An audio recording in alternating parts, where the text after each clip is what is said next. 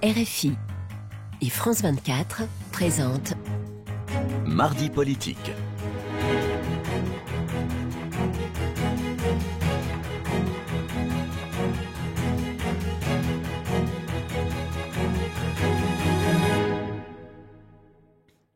Retour dans Mardi politique avec Véronique Rigolet, notre invitée ce soir. Donc Alexis Corbière, donc vous êtes porte-parole de Jean-Luc Mélenchon, candidat à la présidentielle pour la France insoumise. On va évoquer dans le fond ce qui vous rapproche et ce qui vous éloigne de Benoît Hamon. Mais avant, on va parler du cas Emmanuel Macron, parce que vous en conviendrez, la victoire de Benoît Hamon fait les affaires d'Emmanuel Macron, ne font pas forcément les affaires de Mélenchon. Une fois de plus, vous savez, premièrement, les sondages, ça va, ça vient. Alors, si on est obnubilé par ça, on devient fou parce qu'on avait des bons sondages. C'est possible qu'ils soient un peu différents. D'abord, je reprends ce qu'on disait tout à l'heure, une analyse politique. Moi, je crois que c'est un moment de grande turbulence. Oui. Voilà, ceux qui sont aujourd'hui hauts, la vague qui les porte peut demain les éjecter. Oui. Donc, il faut être sur une orientation politique. Et nous souhaitons être l'instrument de cette énergie populaire pour dire faut tout changer. Je parlais notamment la Ve République me semble être le cadre coercitif aujourd'hui qui met à distance le citoyen. On propose une assemblée constituante et un débat pour passer en 6e République. Ça fait longtemps que vous dites... Oui, non, mais j'entends bien. Voilà. C'est être audible, en fait. Et c'est vrai que Benoît Hamon, c'est le truc nouveau, ça a été effectivement le revenu universel. C'est la France. Il y a une partie des Français qui veulent aussi rêver que la France, que la gauche change la vie. C'est aussi ça. Est-ce que vous n'avez pas peur que Benoît Hamon ringardise votre candidat ? Et il faut toujours, dans une campagne politique, écouter se renouveler, etc. Bon, la question, je vais vous dire, il y a une vertu dans ce qu'a fait Benoît Hamon sur l'avenue universelle. Parlons du rapport au travail, c'est passionnant. Voilà. Nous, on propose par exemple un droit opposable à l'emploi. On est pour qu'on réfléchisse de quelle manière, y compris combattre évidemment au sein de l'entreprise les inégalités, etc. Moi, là où je le dis, j'en ai déjà discuté avec Benoît Hamon, déjà le revenu universel. L'idée, il la reprend comme ça. Je rappelle que lors du dernier congrès du Parti socialiste, il ne la portait pas. Ça sort un peu du chapeau. Bon, très bien, c'est pas un argument, mais enfin... C'est bien, tout le monde non, mais non pourquoi pas ? L'idée, c'est de fusionner toutes les aides sociales à l'heure actuelle, si on allait jusqu'au bout de l'application du revenu universel. Et reconnaissez que Benoît Hamon a dit qu'il ne le ferait pas. Mais l'idée, au point de départ, c'est considérer qu'on va tout fusionner pour verser à chacun une somme. 750 €, il finit là-dessus. 200 € en dessous du seuil de pauvreté, quand même. Et après, restons-en là. Je rappelle qu'actuellement, les aides sociales pour une femme avec 2 enfants isolés peut amener à ce qu'elle bénéficie de 1 124 €. Donc, il y a un danger dans la proposition Hamon. Si on fusionne toutes les aides sociales, c'est que certains secteurs de la société se voient encore moins, avec encore moins d'aides que ce qu'ils sont aujourd'hui. Mais au-delà de ça, il y a une belle discussion à avoir avec M. Hamon. Le point de départ, mais que l'on peut avoir... dès qu'il voudra. Mais je répète, attendez, ne croyez pas, Benoît Hamon fait partie d'une génération politique, je le connais depuis longtemps et je discute et il est intéressant. Mais il justifie son revenu universel en disant demain c'est la fin du travail. Je ne crois pas à cette idée. Si Benoît Hamon croit en ce qu'il dit qu'il faut aller vers la transition écologique, sortir du nucléaire, lui dit une partie, etc., je le disais tout à l'heure, 900 000 emplois à la clé. Il y a dans ce pays des formidables besoins sociaux, besoins, on le voit bien à tous les niveaux, que ce soit éducation, etc. D'où vient l'idée que demain, il y aurait besoin de moins de travail ? Modifier notre rapport au travail, réduire le temps de travail, pourquoi pas une 6e semaine de congé payé, notre rapport, évidemment, on est d'accord. Et ça, c'est intéressant d'en discuter. On ne fait plus rien. On travaille, vous dites, on travaille moins, et 6e semaine de congé payé, donc on en fait. Non, mais la souffrance au travail, c'est un vrai sujet. Par exemple, si aujourd'hui, que les choses soient claires, ce pays produit des richesses, je crois, moi, pour dire les choses un peu... Mais si on travaille moins, on produit moins. Mais la productivité des travailleurs français est une des plus élevées du monde, d'accord ? La question, vous savez, ce pays a produit des richesses. La particularité, c'est qu'aujourd'hui, la répartition des richesses produites n'a jamais été autant inégalitaire. C'est ça, selon moi, le problème. Par exemple, je propose, dans notre programme, pas d'écart de salaire supérieur de 1 à 20 dans l'entreprise. Si des gens veulent se payer au plus haut, tout le monde augmente. Voilà, ce qui est choquant, c'est qu'aujourd'hui, on passe dans certaines grandes entreprises d'une différence de 350 fois le salaire le plus bas. C'est dingue. Dans les années 70-80, dans le capitalisme français qui était déjà... Il y avait des écarts de 1 à 40. Aujourd'hui, c'est 1 à 350, 1 à 570, même chez M. Gosse. Les différences avec Benoît Hamon ne sont pas irrémédiables entre Mélenchon et Hamon. Sur quelle base pourrait se poser un bon compromis entre l'un et l'autre ? Si la demande, c'est quitte d'abord le PS, on parle après, ça, c'est pas... C'est pas le début d'une proposition. Attendez, vous avez entendu ce que j'ai dit tout à l'heure. J'ai dit d'abord, il doit clarifier. Est-ce que ces candidats aux élections législatives sont les mêmes que ceux qui ont soutenu Monsieur Hollande ? Mais non, ils vont toucher Macron. Il doit garantir que tous les anciens ministres de François Hollande n'auront pas seulement de ministres. Écoutez, attendez. Devant les électeurs, j'essaie de faire des scénarios. Est-ce que devant les électeurs, quelqu'un peut aller dire toc toc, bonjour, je suis le candidat de Monsieur Hamon. Je suis pour l'abrogation de la loi El Khomri, faire l'inverse de tout ce qu'a fait M. Hollande, parce que franchement, ça ne va pas du tout. Et le lecteur va dire, attendez, je vous connais, vous êtes le député qui m'expliquait dans votre lettre toutes les semaines qu'il fallait soutenir le gouvernement. Est-ce que ça, dans un moment de grande turbulence, avec une extrême droite qui est là, une droite qui est là, en grande difficulté, etc., est-ce que ça, c'est crédible ? Et est-ce que, ce que je disais tout à l'heure, cette énergie populaire qui, franchement, a une grande distance avec les politiques, est-ce qu'elle ne va pas se dire, mais franchement, assez d'hypocrisie ? Donc, M. Hamon, je répète, il a capté une chose positivement très bien dans le cadre de ses primaires, qui est, il faut en finir avec M. Valls. Mais il reste un personnage qui manque de cohérence. Et je ne voudrais pas que l'arbre Hamon cache la forêt de la réalité du parti. Il cache surtout la forêt Mélenchon. C'est surtout ça votre problème. Mais pourquoi vous me répétez ça depuis tout à l'heure ? Parce que vous êtes sur à peu près le même créneau. Par exemple, Benoît Hamon propose le revenu universel. Je n'ai pas été ministre de M. Hollande qui a mis en œuvre le traité Sarkozy-Merkel qui devait renégocier. Voilà. Vous savez, pourquoi on n'a pas participé au gouvernement ? Vous pensez que le fait de ne pas avoir été au gouvernement vous immunise contre... On n'immunise à rien. Je pense que les gens ont envie de vérité et de cohérence. Mélenchon, vous lui trouvez beaucoup de défauts, je veux dire la qualité qu'il a. Il est cohérent. On est comme on est. Vous savez, c'était facile en 2012 de dire à M. Hollande on rentre au gouvernement. On aurait pu à quelques-uns faire carrière. Vous avez l'air de dire que d'être dans le gouvernement Hollande, c'était aller de dîner avec le diable avec une longue cuillère. Non, mais c'est faire des erreurs majeures qui ont quand même mis ce pays dans le mur. Il n'y a pas d'accord possible avec Benoît Hamon si on vous écoute. C'est pas une question de personne. Mais d'ailleurs, qu'est-ce qu'il veut, Benoît Hamon ? Pas lui en tant que représentant du PS dans la course à l'Élysée. Moi, ce que je veux, c'est parler aux Français en disant des choses qui sont claires, pas du baratin. Voilà. Par exemple, sur les traités européens, est-ce que, comme dit Benoît Hamon, on va en parler. Oui, voilà. Non, mais je veux dire, il ne faut pas faire seulement entendre une musique, il faut voir quelles sont les paroles. Je voudrais que... L'Assemblée constituante, il n'est pas d'accord. Sortir le nucléaire, il ne dit pas ça. Mais je ne veux pas pinailler du programme, ce n'est pas la question. Je pense vraiment, et que Benoît Hamon m'écoute si à travers cette émission, est-ce qu'il croit, je répète, que cette colère, cette indignation qui monte dans le pays peut être captée par le Parti socialiste, voilà, son parti, et c'est tous ceux qui ont fait en sorte qu'on aille dans le mur. Oui. Les gens n'y croient pas. Est-ce que vous dites à Yannick Jadot, tu te retires et tu viens... Mais moi, je ne parle pas comme ça, il fait ce qu'il veut. Yannick Jadot, il porte des idées dans le débat. Et je veux dire, franchement, comprenez bien, moi, je suis un peu méditerranéen, je parle fort, mais il n'y a pas d'arrogance, ça ne sert à rien, l'arrogance. Les gens qu'on mobilise, nous, qui écoutent ce que nous disons, moi, je ne vais pas vous revoir tout le monde en disant, retire-toi, je ne sais pas quoi. Alors, ce petit livre que vous avez, parce qu'il faut l'acheter si on veut votre programme. 220 000 exemplaires. Vous ne voulez pas me le donner un peu, là, parce que... Celui-là, j'ai griffonné, mais je vais vous en donner. D'accord. Je prends pas. Vous proposez le droit opposable à l'emploi. Alors, en clair, vous me dites si je me trompe, l'État devra trouver un emploi en cas de perte d'emploi. C'est donc l'État qui va embaucher. Donc, on embauche 2 millions de chômeurs dans la fonction publique.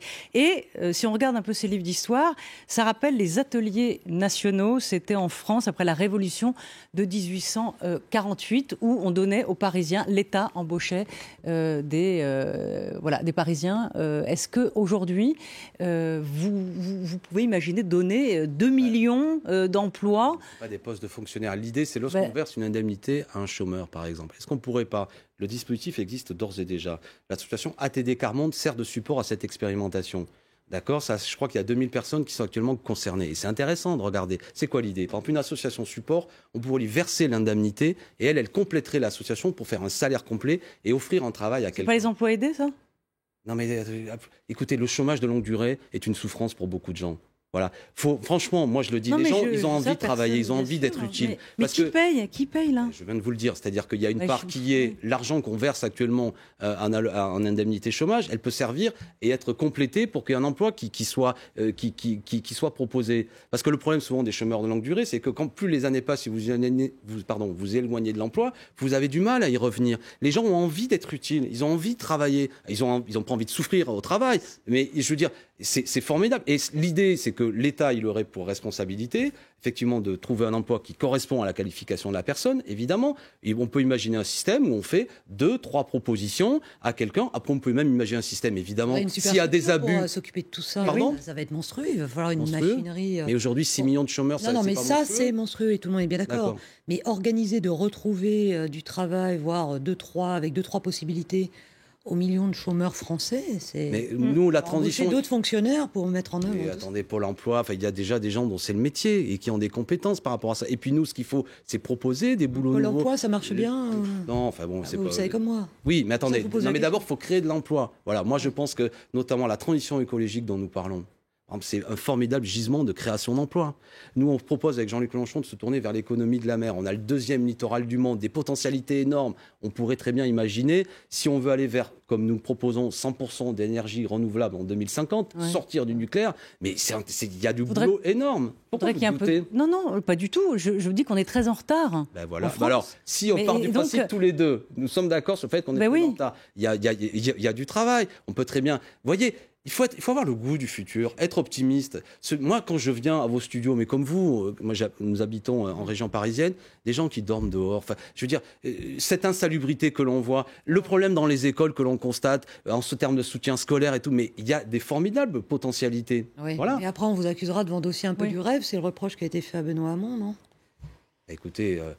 l'heure est à l'audace, parce que si c'est pour vendre uniquement de la sueur et des larmes et d'expliquer qu'on ne peut rien faire d'autre, moi ce que je vois, ce qui marche devant, c'est des idées réactionnaires. Parce que si l'idée c'est aucune solution collective n'est possible, rien par le partage, tout uniquement sur l'individualisme, et puis l'identité, puis d'où je viens, puis qui tu es, puis moi je viens vraiment de là, toi tu viens pas vraiment de là, c'est ça qu'on veut pour ce pays. Mais la France que j'aime, cette patrie républicaine, c'est celle qui se tourne vers le monde et qui dit on peut montrer l'exemple, que la 5e puissance mondiale aujourd'hui, elle peut vraiment proposer autre chose que... Franchement, on est dans un moment inquiétant du monde. Montrons un visage qui est toutes ces richesses produites par les travailleurs français, partageons-les, et puis sortons du chômage, laissez 6 millions de gens, 9 millions de gens sous le seuil de pauvreté en France. Mais bon sang, il faut réagir. Les vieilles recettes qui ont échoué, on ne va pas continuer. Alors, je voudrais qu'on parle de ce qui vous sépare avec Benoît Hamon, autre sujet de divergence. Mais non, mais c'est important. C'est un fil conducteur depuis tout à l'heure. C'est un fil conducteur, oui. C'est l'Europe. Vous dites il faut désobéir aux traités européens. Oui. Alors, c'est un peu le yaka faucon. Désobéir, ça veut dire quoi ? Mais obéir aux traités européens, c'est aussi yaka faucon. Enfin, je veux dire, la politique, c'est yaka faucon. Pardon. Tsipras aurait voulu, c'était son rêve, et il a compris que c'était impossible. Donc...